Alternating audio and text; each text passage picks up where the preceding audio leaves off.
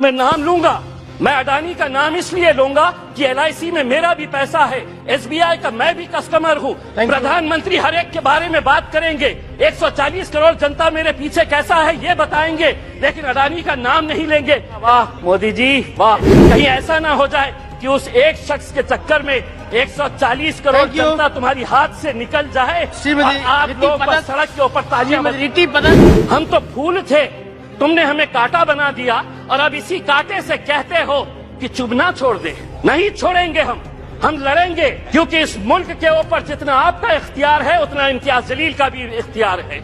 अगर आप हमारे साथ नाइंसाफी करेंगे तो हम खामोश नहीं बैठेंगे, हम लड़ेंगे। पता है कि आज फाइनेंस मिनिस्टर हमको इस बात का जवाब दे कि कैसा 38%, कौन सी ऐसी मिनिस्ट्री है जिसके अंदर 38% का बजट कम कर दिया गया है।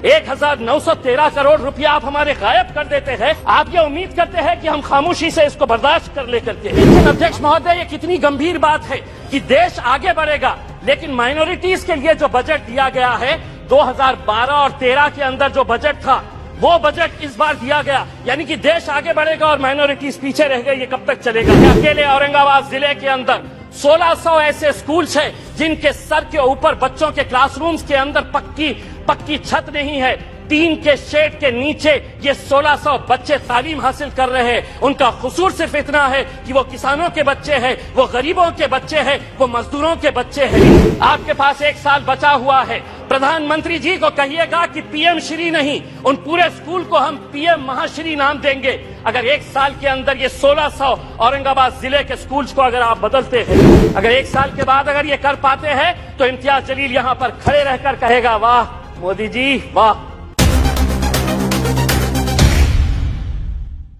अध्यक्ष महोदय, 8 फरवरी यानी कि कल के दिन रिजर्व बैंक ऑफ इंडिया ने रेपो रेट 25 बेसिस पॉइंट से बढ़ा दिया है। पिछले 4 मई 2022 को 4.40 हमारा रेपो रेट था। 8 महीने के अंदर 6 मरतबा रेपो रेट बढ़ाया गया है और अब ये रेपो रेट हो गया है 6.50। अब हो सकता है इनमें से कोई खड़े रहेगा और कहेगा कि RBI है, इसका हमारे से क्या लेना देना, बजट से क्या लेना देना। तो सुनिए गौर से, RBI जब रेपो रेट बढ़ाता है तो किसी ने 20 साल के लिए होम लोन लिया है, यानी कि 240 महीने के लिए लोन लिया है और रेपो रेट 2.25% से बढ़ गया है, तो 120 से 160 महीने का एडिशनल EMI उसको भरना पड़ता है। किसी ने 25 साल के लिए यानी कि 300 महीने के लिए लोन लिया है और अगर 2.25% से रेपो रेट बढ़ गया है तो उसे 199 महीने एडिशनल EMI देना पड़ता है। आप कहेंगे कि हमारा इससे क्या लेना देना, यही तो जादू का खेल खेल रहे कि आपने इनकम टैक्स के अंदर रिबेट दिए, बहुत सारे लोगों को खुश किया और सैलरीड क्लास को कहा कि हम तुमको इनकम टैक्स में रिबेट दे रहे हैं, लेकिन अब जिंदगी के साथ भी और जिंदगी के बाद भी तुम्हारा EMI चलता रहेगा, तुम्हारा लोन चलता रहेगा करके ये एक संदेश सरकार ने दिया है। अध्यक्ष महोदय, एजुकेशन के लोन के अंदर सरकार ने जो आंकड़ा दिया है स्कूल और हायर एजुकेशन के लिए 1,12,899 करोड़, बहुत अच्छा बढ़िया सा फिगर है, जिसमें से 61% स्कूल एजुकेशन के ऊपर खर्च किया जाएगा और इन्हीं पैसों के अंदर से 14,500 PM श्री नाम के स्कूल्स बनाए जाएंगे। अध्यक्ष महोदय, मैं पूछना चाहता हूं, जो बच्चे आज गांव के अंदर पढ़ रहे हैं, जो जिला परिषद के स्कूलों के अंदर पढ़ रहे हैं, मेरे अहम सिर्फ अकेले औरंगाबाद जिले के अंदर अभी सर्वे करवाया सरकार के जरिए 1600।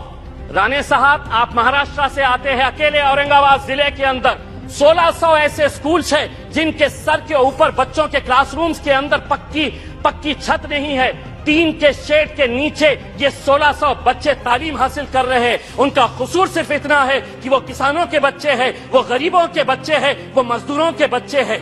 आप बनाइए नए स्कूल्स, लेकिन आपके पास 1 साल बचा हुआ है, यह अहद करिएगा, प्रधानमंत्री जी को कहिएगा कि PM श्री नहीं, उन पूरे स्कूल को हम PM महाश्री नाम देंगे। अगर 1 साल के अंदर ये 1600 औरंगाबाद जिले के स्कूल्स को अगर आप बदलते हैं तो हम भी कहेंगे।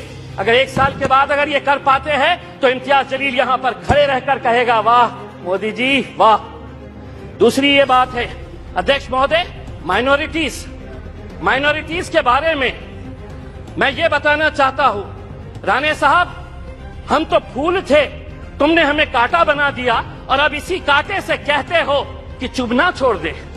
नहीं छोड़ेंगे हम लड़ेंगे, क्योंकि इस मुल्क के ऊपर जितना आपका इख्तियार है उतना इम्तियाज जलील का भी इख्तियार है। अगर आप हमारे साथ नाइंसाफी करेंगे तो हम खामोश नहीं बैठेंगे, हम लड़ेंगे। क्या वजह है कि आज फाइनेंस मिनिस्टर हमको इस बात का जवाब दे कि कैसा 38%, कौन सी ऐसी मिनिस्ट्री है जिसके अंदर 38% का बजट कम कर दिया गया है। 1913 करोड़ रुपया आप हमारे गायब कर देते हैं और आप ये उम्मीद करते हैं, अध्यक्ष महोदय, आप ये उम्मीद करते हैं कि हम खामोशी से इसको बर्दाश्त कर लेकर के। मैं आपको बताता हूं कि नीति आयोग की पॉलिसी डॉक्यूमेंट है, the action agenda the strategy document ने क्या कहा है? Muslims and other religious minorities in India have been lagging in several development indicators including educational attainment, gender equality and workforce participation. इसके बावजूद भी आप 38% हमारा बजट कम कर देते हैं। 2022-23 के अंदर आपका टोटल बजट जो था उसके अंदर माइनॉरिटीज के हिस्से में कितना आया? तो 0.12%। इस बार जो बजट आपने दिए हैं वो कितना हुआ है?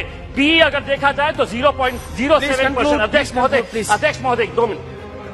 तो ये टोटल एलोकेशन, अध्यक्ष महोदय, ये कितनी गंभीर बात है कि देश आगे बढ़ेगा, लेकिन माइनॉरिटीज के लिए जो बजट दिया गया है 2012 और 13 के अंदर जो बजट था वो बजट इस बार दिया गया, यानी कि देश आगे बढ़ेगा और माइनॉरिटीज पीछे रह गए। ये कब तक चलेगा?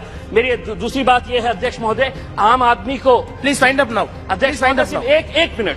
GDP, fiscal deficit, monetisation, RE, BE, इससे कोई लेना देना नहीं है। इस देश के अंदर वो सम्मान के साथ कैसा जी सकता है, उसकी फिक्र बस उसे यही रहती है। हम वित्त मंत्री से इस बजट के अंदर ये उम्मीद कर रहे थे कि वो ईपीएस 95 के बुजुर्ग पेंशनर्स के बारे में बोलेंगे, वो किसानों की आय कैसी बढ़ाई जाएगी इसके बारे में जिक्र करेंगी। पूरे देश के अंदर कॉन्ट्रैक्ट, अध्यक्ष महोदय एक सेकंड, अध्यक्ष महोदय, पूरे देश के अंदर कॉन्ट्रैक्ट वर्कर्स जो थे उनके साथ कैसी नाइंसाफी हो रही। पार्लियामेंट के अंदर भी कॉन्ट्रैक्ट वर्कर्स लगाए जा रहे हैं, उनका पीएफ नहीं भरा जाता, उनका ईपीएफ नहीं भरा जाता, ईएसआईसी का पैसा नहीं भरा जाता है। मैं, अध्यक्ष महोदय, ये उम्मीद कर रहा था कि जाने से पहले इस देश को तंबाकू और शराब मुक्त करके जाएंगे।